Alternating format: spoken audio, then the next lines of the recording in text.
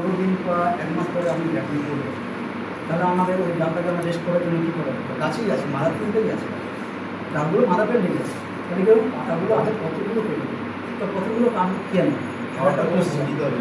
এর যে ভেতরে যে আঠা, আঠাটা কী হবে? আস্তে আস্তে আস্তে আস্তে জাম হবে, কারণ মোটার পরিমাণ হবে, আঠাটা যত মোটা হবে তাহলে এটা ধরতে সুবিধা হবে, গ্যাপিংটা গ্রোথিং হবে, ঠিক আছে? তাহলে পত্রগুলোকে কেটে দেবে, যা এই পত্র পুরোগুলো পাবে, নিজ পুরো ভিত্তি থেকে কাম করে পাবে, ঠিক আছে? তা আমি কালেকশন করি।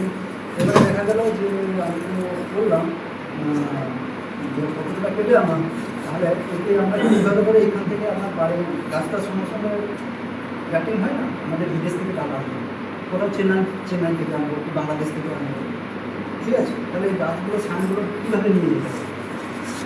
সময় হয়ে যাবে, ভিজে কাপড়ে আমরা ধরে একটা প্লাস্টিকের মধ্যে মধ্যে ফাঙ্গাসাইড ইউজ করে যে একটা পরিবেশকে মুড়ে আপনি নিয়ে যাবেন, কোনো অসুবিধা, আমি অনলাইন পাচ্ছি কোনো অসুবিধা নেই।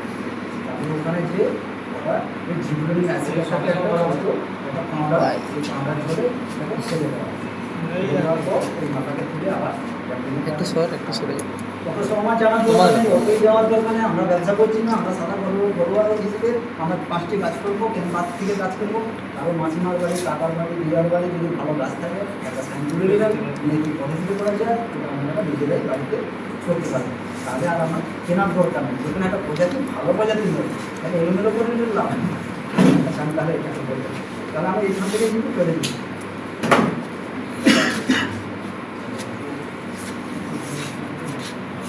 এটা কিন্তু ফ্রেশ করে নেবো পরে, আমি ভিনেগারটাকে ফ্রেশ করলাম, এটা ফ্রেশ করে নেবো, ঠিক আছে?